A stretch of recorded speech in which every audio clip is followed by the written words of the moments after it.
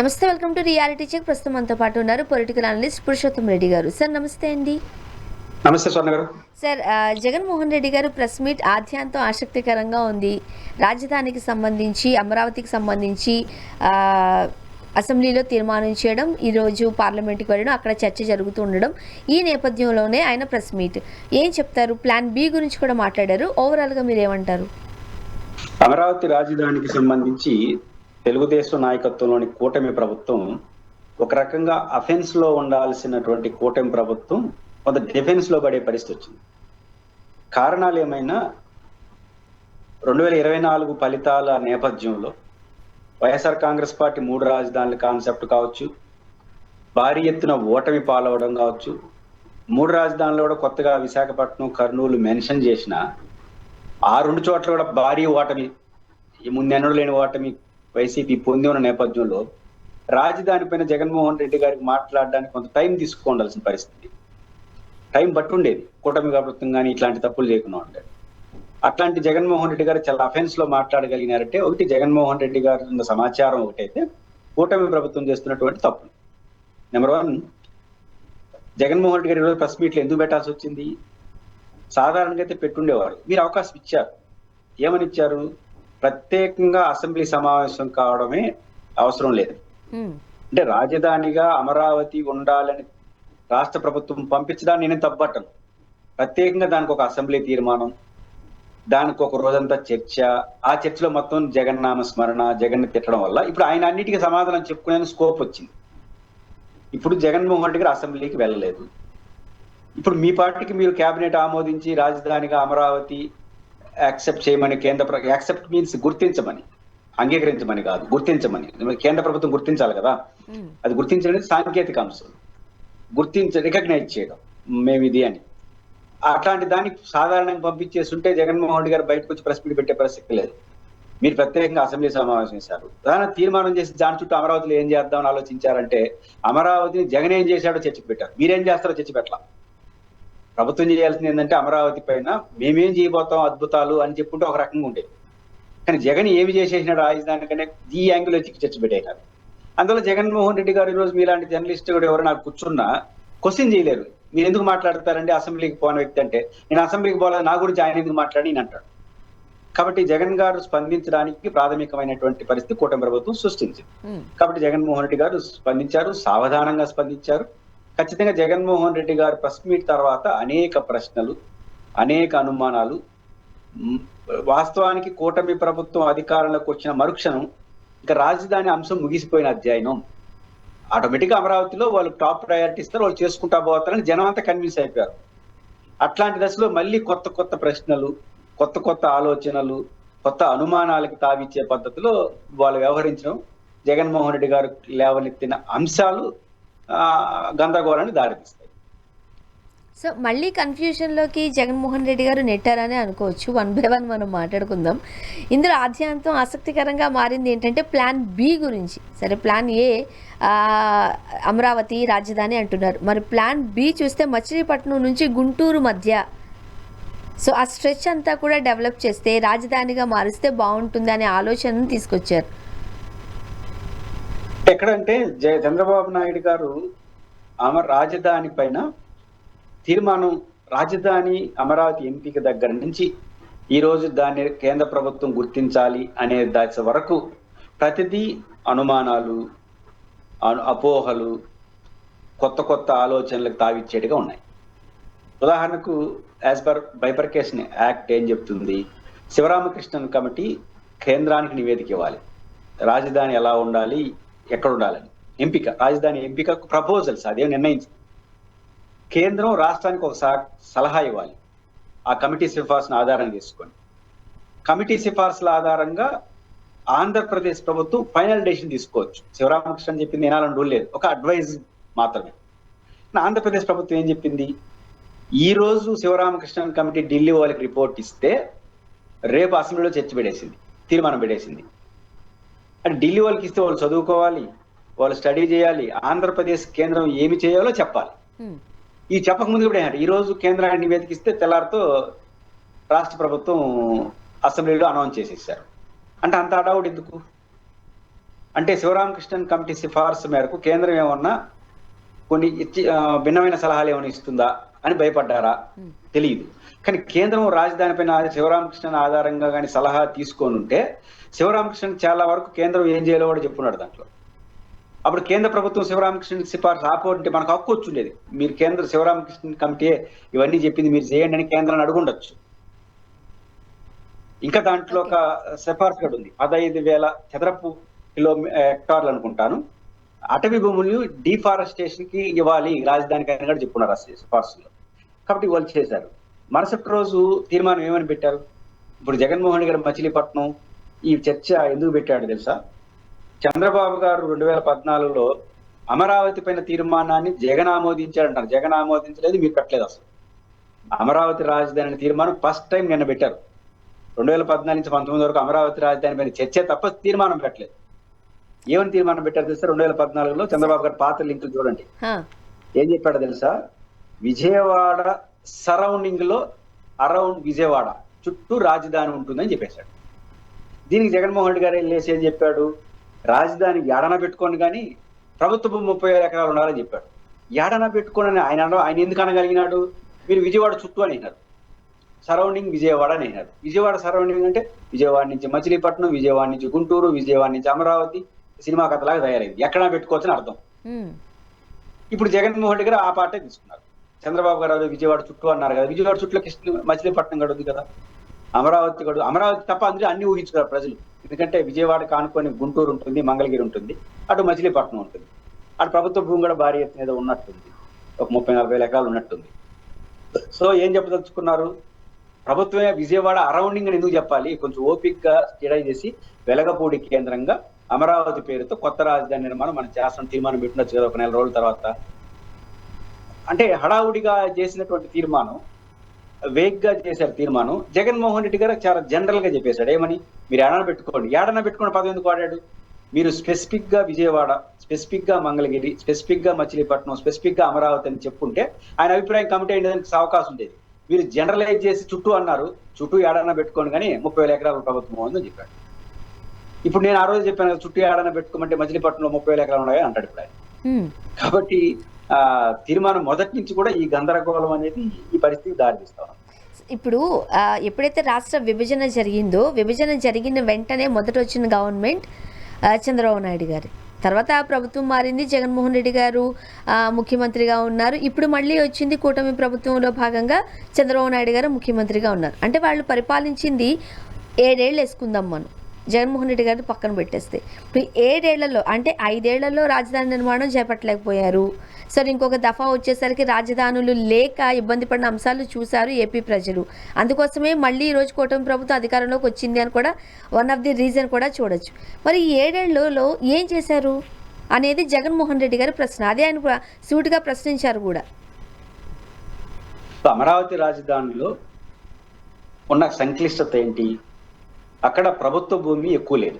మనం రైతుల నుంచి 33,000 ఎకరాలు ల్యాండ్ పూలింగ్ ద్వారా ల్యాండ్ పూలింగ్ మీన్స్ వాళ్ళు కాంపన్సేషన్ ఇవ్వరు.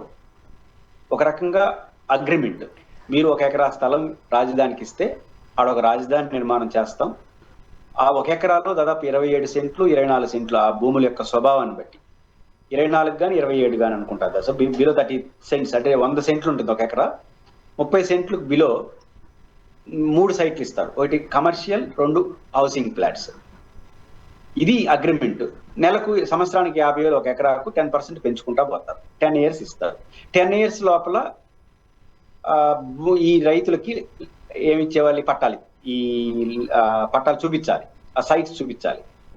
ఇప్పుడు ఎన్ని సైట్లు? 33,000 ఎకరాలు అంటే 1,00,000 సైట్లు, 1,00,000 ప్లాట్లు చూపించాలి. 1,00,000 ప్లాట్లు 33,000 ప్లాట్లు కమర్షియల్ ఏరియా చూపించాలి. కమర్షియల్ మీన్స్ మెయిన్ రోడ్డుకి. అంటే అర్థం ఏమిటి? ఆ 33,000 ఎకరాలు ఆల్రెడీ ప్రభుత్వం దగ్గర ఉన్నటువంటి భూమి ఇవన్నీ కలుపుకుంటే 50,000 ఎకరాలు జమగూడింది. అంటే దాంట్లో వాగులు వంకలు కూడా ఉన్నాయండి అన్ని కలిపి. దీంట్లో బైఫర్కేషన్ చేయాలి, రోడ్లు వేయాలి. కమర్షియల్ సైట్ అంటే ఆడబడతారు, కమర్షియల్ అంటే మెయిన్ రోడ్ వేయాలి. అంటే ఒక రకంగా 50,000 ఎకరాలు బైఫర్కేషన్ చేయాలి. 50,000 ఎకరాలు బైఫర్కేషన్ చేసి ఫ్లాట్లుగా డివిజన్ చేయాలి అంటే మినిమం 30,000 కోట్లు అవుతుంది చంద్రబాబు గారే చెప్పారు. 30-40 వేల కోట్లు అవుతుంది. ఎప్పుడు తెచ్చి పెడతారు 30,000, 40,000, 10 సంవత్సరాల కాలంలో మనకున్న ఫైనాన్షియల్ సిచ్యువేషన్ లో 30,000 కోట్లు పెట్టి కేంద్రం బైఫర్కేషన్. కాబట్టి ఇప్పుడు 12 ఏళ్ళు అయింది, 7 ఏళ్ళు అయింది. మధ్యలో జగన్ గారు డిస్టర్బ్ చేశాడు మీరు అనొచ్చు. ఓకే, 5 ఏళ్ళు పక్కన పెడతాం. మీరు వచ్చి 7 ఏళ్ళు అయింది. ప్రయత్నం ఇప్పుడు మీరు చెప్పగలరా? జగన్ గారు 5 ఏళ్ళు డిస్టర్బ్ అయినారు కాబట్టి కొంత లేట్ అవుతుంది, ఈ 1 year లో ఇచ్చేస్తాం, 2 ఏళ్ళలో ఇచ్చేస్తాం చెప్పగలరా? చెప్పలేని పరిస్థితి. చెప్పకపోగా ఇంకో 40,000 ఎకరాలు కావాలండి. అది ఇప్పుడు ఇస్తారు, ఇదే లేదా అనే పరిస్థితి వస్తుంది. అందువల్ల అమరావతి రైతులకు ఇవ్వాల్సిన మ్యాక్సిమం అంటే అమరావతి రాజధాని నిర్మాణం కన్నా ఫస్ట్ అమరావతి రైతులు భూములు ఇస్తేనే అక్కడ రాజధాని వస్తుంది. పైపించి ఆ భూములే వాళ్ళ శాశ్వతం, వాళ్ళ జీవితం. సో వాళ్ళకి ప్లాట్లు ఇస్తే కమర్షియల్ ప్లాట్ లో ఒక షాప్ కట్టుకుంటారు, హౌసింగ్ ప్లాట్ లో ఇటు ఉంటారు, ఇంకోటి అమ్ముకుంటారు, వాళ్ళు సెటిల్ అవుతారు లైఫ్ లో. అది జరగాలంటే ఇవ్వాలి. ఆ జరగాలంటే 40,000 కోట్లు ల్యాండ్ ఇచ్చాలి, 15,000 కోట్లు ప్రపంచ బ్యాంక్ అప్పు చేసి తల ప్రాణం తక్కువచ్చాను. ఇంకా రాజధాని గడుదురా వాళ్ళకి. ఇట్లాంటి ఒక సంక్లిష్టత ప్రధానంగా ఫైనాన్స్ ప్రభుత్వం దగ్గర. దానికి ఏమంటే సెల్ఫ్ సబ్సిడీ అండి. సెల్ఫ్ సబ్సిడీ అంటే ఎప్పుడు వస్తుంది? ఈ 50,000 ఎకరాలు బైఫర్కేషన్ చేసి రైతుకి ఇవ్వాల్సిన రైతులకి ఇచ్చేసి వీళ్ళు ప్రభుత్వం కావాల్సిన ఒక 10,000 ఎకరాలు 15,000 ఎకరాలు ప్రభుత్వం పెట్టుకొని ఇంకొక 10,000 ఎకరాలు 1,00,000 ప్లాట్లు వేసి అమ్మాలి. అంటే 2,00,000 ప్లాట్ క్రియేట్ చేయాలి. అంటే 1,00,000 ప్లాట్లు 2,00,000 ప్లాట్లు అంటే మొత్తాన్ని బైఫర్కేషన్ చేయాలి. అప్పుడు ఆ ప్లాట్లు అమ్మితే కదా ప్రభుత్వానికి ఆదాయం వస్తుంది. అది ఎప్పుడు అమ్మాలి? ఇది ఫైనాన్స్. దీనివల్ల ఎవరికి ప్రాథమికమైన సమస్యలు పరిష్కరించలేకపోతున్నారు. ప్రాథమిక సమస్యలన్నీ పరిష్కరించుకుంటే రాజధాని ఎప్పుడు కడతారు అక్కడ? కాబట్టి ఇక్కడ రోడ్లు ఎప్పుడు వేస్తారు? అక్కడ అడ్మినిస్ట్రేషన్ పరిపాలన కేంద్రం కావాలి కదా, హైకోర్టు సచివాలయం కావాలి కదా. ఇవి ఒక సమస్య. అంటే ఇప్పుడు విజయవాడలో పెట్టారనుకోండి రాజధాని, గుంటూరులో పెట్టారనుకోండి, తిరుపతిలో పెట్టారనుకోండి, కర్నూలులో పెట్టారు. ఆల్రెడీ ప్రభుత్వ భూములు ఏదో కొన్ని ఉంటాయి, కొన్ని ట్యాండ్ దూరతారు, కొన్ని రోజులు ఉంటారు, మళ్ళీ రాజధాని కట్టుకోవచ్చు. ఇక్కడ అన్ని కొత్త కట్టాల్సి వస్తుంది. ఈ రోజు మీరు ఎప్పుడన్నా జర్నలిస్ట్ గా మంగళగిరి నుంచి విజయవాడకి వెళ్ళండి, లేదా ఆ రోడ్లు వెళ్ళండి గుంటూరు నుంచి, మొత్తం ప్రభుత్వ కార్యాలయాలు ఇక్కడే ఉంటాయి. రెంటెడ్ హౌస్ లో 15,000 మంది ఎంప్లాయీస్ ఉంటారు కదా రకరకాల డిపార్ట్మెంట్ లో. సెక్రటరియట్ లో 2,000 మంది ఎంప్లాయీస్ కదా. కాబట్టి వీళ్ళందరికీ ఎక్కడ ఉండాలి? హౌస్. కాబట్టి కొత్త ప్లేస్ లో రాజధాని నిర్మాణం వల్ల బిల్డింగ్స్ కట్టడం అన్ని సమస్యలు వస్తుంది. బిల్డింగ్ కడుతురా, రైతులకు ప్లాట్లు ఇస్తురా, మన గల్లా పెట్టి చూస్తేమో అప్పులమై. ఇది ఉపరితల విన్యాసం వల్ల ఈ సమస్యలు వస్తున్నాయి. ఒకసారి మనం చట్టబద్ధ దగ్గరికి వెళ్దామండి. ఇప్పుడు జగన్మోహన్ రెడ్డి గారు జార్ఖండ్, ఛత్తీస్గఢ్ రాష్ట్రాలు కేంద్రం ఏమి నిర్ణయించలేదే. అంటే రాజ్యాంగపరంగా కూడా మనం చూస్తే ఒక రాష్ట్రం యొక్క రాజధాని ఎక్కడ ఉండాలి అనేది ఆ రాష్ట్రాలే నిర్ణయించుకుంటున్నాయి. బట్ ఏపీలోనే వింత పరిస్థితులు, విచిత్ర పోకడలకు పోతున్నారు. అత్యవసర అసెంబ్లీ సమావేశం ఏర్పాటు చేయడం ఏంటి, దానికి సంబంధించి ఆమోదం తెలపడం ఏంటి, పార్లమెంట్కి వెళ్ళడం ఏంటి, అక్కడ 2 గంటల పాటు చర్చకు సమయం ఇవ్వడం ఏంటి, ఇదంతా ఎలా చూడాలి? ఇదంతా ఒక హై డ్రామాగా చూస్తున్నారు. అంటే ఒకటి, జగన్ గారు చెప్పిందేమి ఆయన సొంత భాష్యం కాదు. కేంద్ర ప్రభుత్వం అధికారికంగా ఆంధ్రప్రదేశ్ హైకోర్టులో వేసిన అఫిడవిట్లో చెప్పిన మాట, కేంద్ర ప్రభుత్వం సుప్రీంకోర్టులో వేసిన అఫిడవిట్లో చెప్పిన మాట. జగన్ గారు సొంత భాష్యం కాదు. ఆంధ్రప్రదేశ్ రాజధాని అయినా ఏ రాష్ట్ర రాజధాని అయినా కేంద్రానికి సంబంధం లేని విషయం. ఆయా రాష్ట్రాలు వాళ్ళ రాజధాని నిర్ణయించుకునే సంపూర్ణ అధికారం ఉంటుంది, వాళ్ళ బాధ్యత. పైపెచ్చు ఇంకొక భాష్యం కూడా ఉంది. రాజధాని పైన ప్రత్యేక డెఫినేషన్ ఏమి రాజ్యాంగంలో లేదు. ఇది ప్రాథమిక అంశం. రాజధాని పైన ప్రత్యేక డెఫినేషన్ ఏమీ లేదు. నేనన్నమాట, జగన్ గారు జగన్ అన్నమాట, పురుషోత్తం అన్నమాట కాదు. ఇది మాజీ కేంద్ర అటార్నీ జనరల్ కెకే వేణుగోపాల్ గారు ఆన్ రికార్డ్ సుప్రీంకోర్టులో అన్నమాట. మరి సుప్రీంకోర్టు చీఫ్ జస్టిస్ రాజధాని లేదని రాజ్యాంగం ఎట్టంటారని ఆయన ఎందుకు అనలేదు? కెకే వేణుగోపాల్ గారు మాజీ attorney general of government of India, ఈ బీజేపీ గవర్నమెంట్ కూడా పనిచేసినాడు. సుప్రీంకోర్టు చీఫ్ జస్టిస్ మీద వాదించాడు. రాజధాని అనే ప్రత్యేకమైన క్లాజ్ ఏమి లేదండి అని చెప్పాడు. Principal seat of chief minister అదే రాజధాని అని చెప్పాడు. అక్కడి నుంచి సెంటర్ అని చెప్పాడు. పైపెచ్చు అమరావతి రైతులు కేంద్రాన్ని రాష్ట్రాన్ని పార్టీని చేస్తూ ప్రతివాదులుగా చేస్తూ హైకోర్టులో పిటిషన్ వేశారు. పోలేసిన పిటిషన్ ఏంటి? ఒక పిటిషన్ కేంద్రం దీనిలో జోక్యం చేసుకోవాలి. రెండో దాంట్లో ఏం చెప్పారు? కేంద్ర హోంశాఖ అఫిడవిట్ వేసింది. ఏమనేసిందంటే ఇది రాష్ట్రానికి సంబంధించిన సబ్జెక్టు, కేంద్రానికి సంబంధం లేదని ఇదే బీజేపీ గవర్నమెంట్ చెప్పింది. మళ్ళీ వేసినారు ఇంకొక పిటిషన్. ఏమనంటే మీరు డబ్బులు ఇచ్చారు కదా రాష్ట్రానికి, మీకెందుకు భాగస్వామ్యం లేదు అని మళ్ళీ ఒక పిటిషన్ వేశారు. మళ్ళీ దానికి ఇంకో సమాధానం ఏం చెప్పారు తెలుసా? విభజన చట్టం ప్రకారం అసెంబ్లీ, సెక్రటేరియట్ వీటికి డబ్బులు ఇమ్మని మాకుంది, మేము ఆల్రెడీ కొంత ఇచ్చినాం, భవిష్యత్తులు ఇచ్చేస్తాం, మీరు రాజధానిలో అసెంబ్లీ పలు చోట కడతానంటే మీరు ఏదో ఖర్చు చెప్తే దాంట్లో మేము ఇవి తలుచుకుని ఇస్తాం, కొంత ఇచ్చేసినాం ఆల్రెడీ, కాబట్టి మాకేం సంబంధం లేదని చెప్పేస్తాం. ఇది కేంద్ర ప్రభుత్వం చెప్పినటువంటి రాష్ట్రంలో వేసినటువంటి 2 అఫిడేట్లు. ఇదే బీజేపీ గవర్నమెంట్. సుప్రీంకోర్టులో ఏం అఫిడేట్ చేశారు? 2014లో ఆంధ్రప్రదేశ్ ప్రభుత్వం అమరావతి రాజధానిని ఒక ప్రతిపాదన మాకు పంపించింది, నోట్ చేసి పెట్టుకున్నాం. 2019లో ఇంకొక ప్రభుత్వం వచ్చి 3 రాజధాని చెప్పింది, దాన్ని నోట్ చేసి పెట్టుకున్నాం. మళ్ళీ ఏదైనా కొత్తది వస్తే దాన్ని మీకు చెప్తామని చెప్పింది. మా పని ఏంటంటే వాళ్ళు చెప్పింది నోట్ చేసుకుని ఆమోదించమని చెప్పింది. ఇదే ఫ్యాక్ట్. కొంచెం ఎటకారంగా ఉన్న పాయింట్ ఏంటంటే ఆంధ్రప్రదేశ్ రాజధాని ఆంధ్రప్రదేశ్ ప్రభుత్వం నిర్ణయించుకుంటుంది కాబట్టి కేంద్రం గుర్తిస్తుంది. దాన్ని ఆంధ్రప్రదేశ్ ప్రభుత్వం అసాధారణమైనటువంటి చర్చగా చేపట్టింది. అయితే పార్లమెంట్ ఎందుకు టేకప్ చేసింది? వీళ్ళు విభజన చట్టంలో బైఫర్కేషన్ లో ఒక క్లాజ్ ఏముందంటే హైదరాబాద్ కామన్ క్యాపిటల్ ఉంది 10 years పాటు, ఆంధ్ర అండ్ తెలంగాణ. సో కొత్త అయితే అది ఉంది కాబట్టి దానికి ఒక చట్ట సవరణ చేసి న్యూ క్యాపిటల్ గా ఏపీకి ఎట్ అమరావతి. మీకు ఇంగ్లీష్ బాగొచ్చు అనుకుంటా నాకన్నా. ఎట్ అమరావతి అంటే ఏంటండి? అట్ అమరావతి అంటే ఏంటి? అట్ అమరావతి అంటే అమరావతి చుట్టూ, అమరావతితో ముడిపడి, అమరావతి పక్కన ఏ పేర్లోనో పెట్టుకోవచ్చు. అంటే రేపు జగన్మోహన్ రెడ్డి అట్ట అమరావతి ఏం మచిలీపట్నం చేసినా అది అమరావతి కేంద్రంగా జరగాలి. విషయం ఏంటంటే అమరావతి కృష్ణానది పక్కన ఉంది, మీ ఒరిజినల్ అమరావతి. వీళ్ళు వెలగపూడిలో రాజధాని నిర్మిస్తున్నారు కాబట్టి అట్ట అమరావతిని వాడారు. అంటే వెలగపూడి అంటే ఎగలపూడి అని చెప్పలేరు, ఎందుకు అమరావతి అనేది అక్కడ. అమరావతిని పేరు పెడితే అమరావతి ఇంట్లో లేదు. కాబట్టి ఇంత సంక్లిష్టత ఎందుకు? ప్రశాంతంగా మీరు అసెంబ్లీ సెక్రటరీ అవన్నీ కట్టుకున్న తర్వాత ఏర్పాటు చేయండి, దాని కేంద్రానికి పంపిస్తే ఆమోదించేస్తారు. జగన్ తిట్టడం కోసం ఈ విన్యాసాలన్నీ చేసి. కానీ ఈ రోజు జగన్మోహన్ రెడ్డి గారు చెప్తున్న ప్లాన్ బి ప్రకారం చూస్తే ఆయన మధ్యలో ఇప్పటికీ కూడా మళ్ళీ ఒకవేళ అధికారం కనుక వస్తే మళ్ళీ రాజధాని అంశానికి సంబంధించి మళ్ళీ ఇంతే చర్చ నడుస్తుందేమో.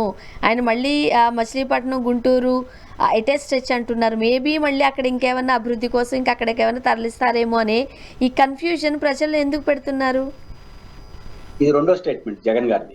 మొన్నేమో మాట్లాడినారు, అంతకుముందు ఒకసారి 1,00,000 కోట్లు పెట్టి అక్కడ ఎందుకు మంగళగిరి విజయవాడ హైవే మధ్య 2-3 ఎకరాలు తీసుకొని కట్టేయవచ్చు కదా అని చెప్పినాడు.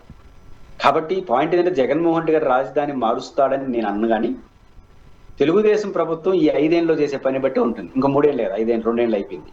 ఇంకా 3 ఏళ్ళలో మీరు చేయబోయే పనులు బట్టి ఉంటుంది. మీరు ఎట్లా విన్యాసాలు చేసుకుంటా, పేర్లు మార్చుకుంటా, ఈ విన్యాసాలు చేసుకుంటా అంటే ఎవరు ఏమైనా చేయగలరు. అలా కాకుండా ఒక అసెంబ్లీ, ఒక సెక్రటేరియట్, ఇవన్నీ కట్టేస్తే ఎవరు ఎందుకు మారుస్తారు? మార్చడానికి కష్టం కదా. ఆ పని తప్ప అన్ని చేస్తున్నారు. ఇప్పుడు తెలంగాణ సెక్రటేరియట్ 2 ఏళ్ళు కట్టేసినారు. దేశ అత్యున్నత పార్లమెంట్ 3 ఏళ్ళు కట్టేసి, ఇంకా 3 ఏళ్ళు ఉంది కదా పార్లమెంట్, అసెంబ్లీ, సెక్రటేరియట్, రాజ్భవన్, ముఖ్యమంత్రి, ఇవి కట్టేసేసేయండి.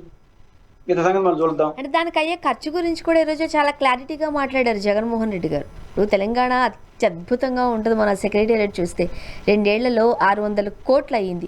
పార్లమెంట్ కూడా అంతే, 3 ఏళ్లలో 900 కోట్లు పైచిలుకు అయింది. ఇక్కడ 1100 చేంజ్ ఖర్చు పెట్టేశారు ఆల్రెడీ టెంపరీ భవనాల పేరుతో. అవన్నీ గంగలో పోసినట్టే కదా అన్నారు ఆయన. టెంపరీ బిల్డింగ్ అని వాళ్ళు అన్నారు కానీ టెంపరీ బిల్డింగ్ వేరే వాటికి వాడుకుంటారు. పాయింట్ ఏంటంటే తెలంగాణ ప్రభుత్వం 600 కోట్ల రూపాయలతో అనుకుంటాను, 600 కోట్లతో మీరు అద్భుతమైన బిల్డింగ్ కట్టేసింది. మనం టెంపరీ సెక్రటరీ 1100 కోట్లు పెట్టాం, ఇప్పుడు 4000 కోట్లు పెడుతున్నాం. సో ఏమంటుంది ప్రాబ్లం? ఇది అవినీతికి సంబంధించి జగన్ గారు. అయితే ఇక్కడ ఒక సమస్య, నాకేం ఆధారాలు లేవు కాబట్టి నేను మాట్లాడలేను. కాబట్టి ఇప్పుడు ఉదాహరణకి మీరు కోర్టు వేసుకున్నారు, కోర్టు 10,000 రూపాయల కోర్టు కొనుక్కోవచ్చు, 1,00,000 రూపాయల కోర్టు కొనుక్కోవచ్చు, 1,00,00,000 రూపాయల కోర్టు కూడా కొనుక్కోవచ్చు, దానికి డైమండ్స్ అవి పెట్టుకొని. దీంట్లో తప్పే ఉంది? తప్పల్లో ఏంటంటే మీ స్తోమత ఎంత అనే సమస్య. ఇప్పుడు ఆంధ్రప్రదేశ్, తెలంగాణ, హైదరాబాదు దేశంలోనే టాప్ మోస్ట్ సిటీ కదా. అలాంటి టాప్ మోస్ట్ సిటీ, ఆర్థిక వనరులు కలిగినటువంటి రాష్ట్రం 600 కోట్లతో సెక్రటరీ కట్టుకుంది. మనం ఈ మొదట 1వ తేదీ జీతం ఇవ్వాలంటే అప్పులు పోతాం, అంతే కదా. నిన్న చంద్రబాబు గారు అప్పులు అయిపోయింది మాట్లాడినారు. మనం ఎంత రేటుతో కట్టుకోవాలని ప్రశ్న. మన స్తోమత, అవినీతి అనేది జగన్ గారికి ఆధారాలు ఉన్నాయి, మాట్లాడుండొచ్చు. నాకు ఆధారాలు లేవు కాబట్టి నేను మాట్లాడను. నేను ముందు చెప్పాను కదా, మీరు కోర్టు 1000 రూపాయలతో కొట్టుకోవచ్చు, 1 కోటి రూపాయలతో కొనుక్కోవచ్చు. కానీ మీ జీతం ఎంత, మీకు వచ్చిన ఆదాయం ఏంటి, ఇవేమి లేకుండా 1 కోటి రూపాయలు తప్ప ఒప్పు అంటే కొనుక్కోండి. కానీ 1 కోటి రూపాయలు కొని స్తోమత ఉందా మీకు అనేది ప్రశ్న కదా. అంటే తెలంగాణ దేశం ఇంకా బాగా వనరులు ఉన్నది. వాళ్ళు 1200 కోట్లు 1400తో 16,000 కోట్లు లోబడైన అనుకుంటా. పార్లమెంట్ 2,000 కోట్లు అంటే ఇక్కడ కరప్షన్ అనే పాయింట్ కన్నా అంత హావభావాలు ఎందుకు? ఓకే, డబ్బు ఉంటే మనం అద్భుతాలు చేద్దాం, తప్పేం లేదు. డబ్బు లేని రాష్ట్రం 4,000 కోట్లు, డబ్బున్న రాష్ట్రం 1,100 కోట్లు అనే ప్రశ్న ఖచ్చితంగా వస్తుంది. ఇక జగన్ గారు అవినీతి అంటున్నాడు, అది ఇంకా విచారణలో ప్రభుత్వాలు వాళ్ళు తెచ్చుకో. అంటే కన్స్ట్రక్టెడ్గా అవినీతి అనేది జరిగిందని కూడా చెప్తున్నారు. థ్యాంక్ యూ సో మచ్ అండి, మీ అభిప్రాయాలు పంచుకున్నారు పురుషోత్తం రెడ్డి గారు. Thank you so much. ఇది వాళ్ళ రియాలిటీ చెక్. Stay tune.